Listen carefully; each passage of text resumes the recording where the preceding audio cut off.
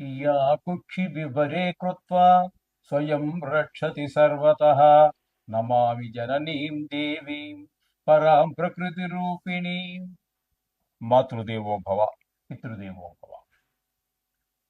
ఇప్పుడు మనము ఫిబ్రవరి నెల 16వ తారీఖు నుంచి 28వ తారీఖు వరకు 2026వ సంవత్సరం గోచార ఫలితాలు, పక్ష ఫలితాలు ఏ విధంగా ఉంటాయో స్వశాస్త్రీయమైన పద్ధతిలో తెలుసుకునేటట్టు ప్రయత్నం చేద్దాం. సింహరాశి వారికి ఫిబ్రవరి నెల 2026 సంవత్సరం 16వ తారీఖు నుండి 28వ తారీఖు వరకు, అంటే 13 రోజులు మాత్రమే. ఎందుకంటే ఫిబ్రవరి నెలలో ఈ సంవత్సరం 28 రోజులు మాత్రమే.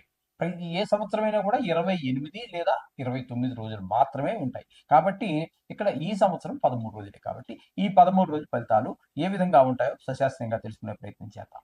జన్మంలో కేతువు, అంటే సింహరాశిలోనే కేతు గ్రహ సంచారం జరుగుతోంది. ఇది వాంఛనీయము కాదు.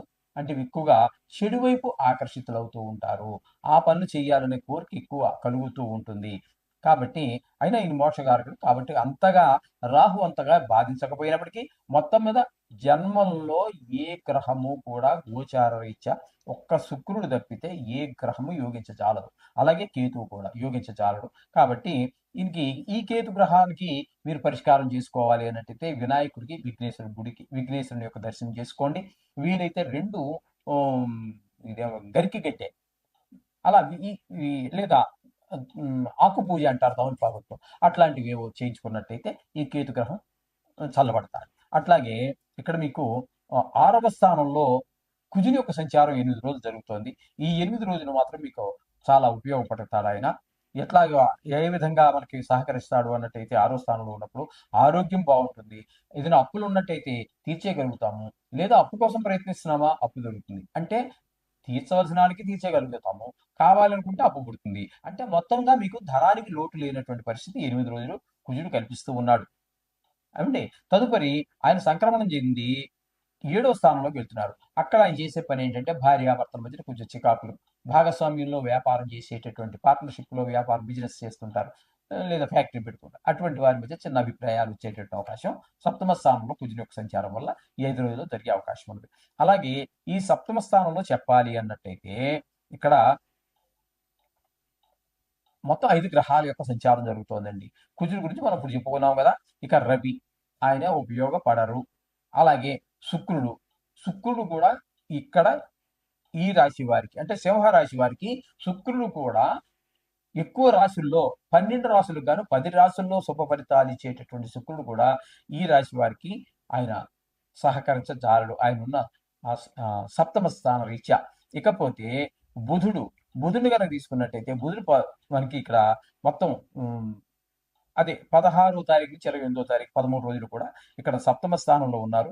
ఆయన మాత్రం అనుకూలమైన ఫలితాలు ఇస్తూ ఉన్నారు. అంటే భార్యాభర్తల మధ్యన అనుకూలత, ఓకే, అన్యోన్యత, అలాగే భాగస్వామ్యంలో వ్యాపారం చేసే వారి మధ్యన కూడా అన్యోన్యత కనిపిస్తూ ఉన్నారు. అంటే మీకు ఇక్కడ ఉపయోగపడేటటువంటి గ్రహాలు ఏమున్నాయి అంటే బుధుడు ఒకడు మనకి కనిపిస్తూ ఉన్నారు. ఇంతకంటే ఎవరు కనిపించటం లేదు. ఆఖరి శుక్రుడు కూడా మనకి కనిపించటం లేదు 7వ స్థానంలో ఉండి. ఇక రాహు కూడా అక్కడే ఉన్నారు, 5వ గ్రహంగా మొదటి నుంచి కూడా ఉన్నారు. కాబట్టి ఆయన కూడా భార్యాభర్తల మధ్యన చికాకులు, అలాగే భాగస్వామ్యంలో వ్యాపారం చేసేటటువంటి వారి మధ్యన కూడా చికాకులు కలిగించే పరిస్థితి ఉన్నది. ఆయన అనుకూలత లేదు. ఇకపోతే శని భగవానుడు అష్టమ స్థానంలో ఉన్నాడు. అష్టమ స్థానంలో ఉండటం వల్ల దీన్ని అష్టమ శని అంటారు. ఇది కూడా కొంచెం ఇబ్బందికరమైన, అంటే శని భగవానుడు 3 రాసుల్లో యోగించినా మిగతా వాటిలో అటు చూసి చూడనట్టుగా ఒక రకంగా పోయినా 3 రాసుల్లో అర్ధాష్టమ శని, అష్టమ శని, ఏళ్ళనాటి శని రూపంలో 3 రాసుల్లో 5 రాసుల్లో కొంచెం ఎక్కువగా బాధించేటటువంటి పరిస్థితి. అష్టమ స్థానం అనేటటువంటి ఆయుస్థానము, ఆ కారకుడు కూడా శనే కాబట్టి అక్కడ ఆయన ఉండటం అనేది కొంత ఇబ్బందికరమైనటువంటి పరిస్థితి. కొన్ని దుర్వార్తలు వినడం జరుగుతూ ఉంటుంది. పరాభవాలు, అవమానాలు, ధన నష్టము, ఎవరితో మాట్లాడినా కలహం రావడం, ఇట్లాంటి పరిస్థితులన్నీ కూడా శని భగవాన్ని అష్టమ స్థాన సంచారం వల్ల కలుగుతూ ఉంటాయి. ఇకపోతే ఏకాదశి స్థానంలో గురుగ్రహ సంచారం జరుగుతోందండి. ఈ గురుగ్రహ సంచారం అనేటటువంటిది ఇక్కడ మనకి ఏకాదశి స్థానంలో ఉన్న కారణంగా ధనానికి లోటు రాకుండా ఆయన చూసుకుంటూ ఉంటారు. ఏదైనా వ్యవహారం మొదలెడితే అందులో కొంచెం విజయాన్ని సాధించేటటువంటి అవకాశాన్ని గురువు కల్పిస్తూ ఉన్నారు. అంటే మొత్తంగా మనం ఈ ఈ సింహరాశి వారికి చెప్పుకోవాలంటే గురుడు పూర్తిగా అనుకూలుడే. అలాగే బుధుడు ఒకడు అనుకూలమైనటువంటి ఫలితాలను ఇస్తూ ఉన్నారు. ఉమ్, అలాగే కుజుడు తీసుకున్నట్టయితే 6వ స్థానంలో ఒక 8 రోజులు ఒక రకమైనటువంటి ఫలితాలు ఇస్తూ ఉన్నారు. ఇంతకు మించి చెప్పుకోవటానికి ఏమీ లేదు. కాబట్టి ఇక్కడ వీరికి యావరేజ్ గా ఉంటుందని చెప్పుకోవచ్చు. ఏదేమైనప్పటికీ ఎక్కువ గ్రహాలు ప్రతికూలతలే ఉన్నాయి కాబట్టి మీరు తప్పకుండా ఈ నవగ్రహాలకు సంబంధించినటువంటి శ్లోకాలు రోజు చదువుకోండి. వాటిని నవగ్రహాన్ని ప్రసన్నం చేసుకోండి. చేసుకున్నట్టయితే అన్ని శుభాలు జరుగుతాయి. శుభం భూయాలు. మీనరాశి వారికి ఫిబ్రవరి నెల 2026 సంవత్సరం 16వ తారీఖు నుండి 28వ తారీఖు వరకు గోచార ఫలితాలు ఏ విధంగా ఉన్నాయో తెలుసుకునే ప్రయత్నం చేద్దాం. మీనరాశి వారికి జన్మంలోనే శని. ఇది ఏనాటి శనిలో అతి ముఖ్యమైనటువంటి ఘట్టము. 3 రాశుల్లో జరుగుతుందని మనం చెప్పుకున్నాం కదా.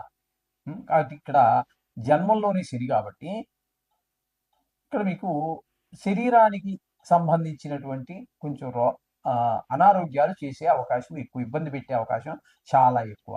జన్మంలోనే ఉంది కాబట్టి ఏ పని మొదలు పెట్టినా చేద్దాము చూద్దాము అనేటటువంటి పరిస్థితి ఉంటుంది, కానీ పని ముందుకు వెళ్ళనటువంటి పరిస్థితి.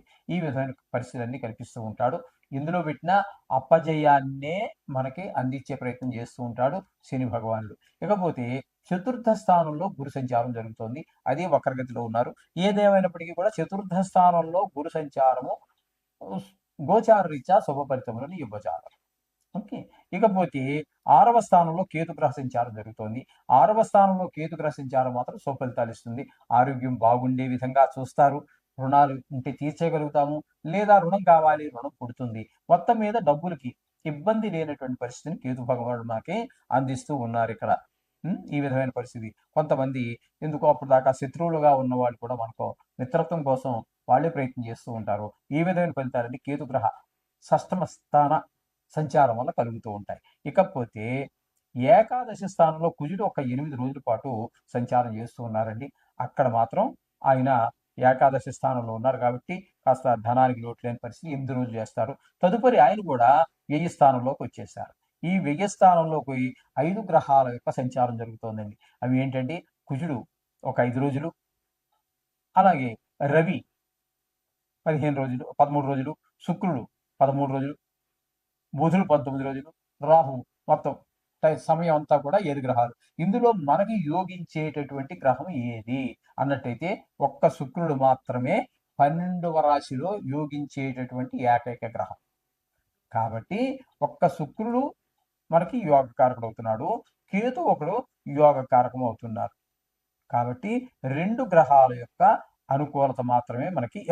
కుజుడు కూడా ఒక 8 రోజులు ఏకాదశి స్థానంలో, అంటే 2 గ్రహాలు పూర్తిగాను, కుజుడు పాక్షికంగాను, అంటే 2.5 గ్రహాలు మాత్రమే మనకు అనుకూలమైనటువంటి ఫలితాన్ని ఇస్తూ ఉన్నాయి.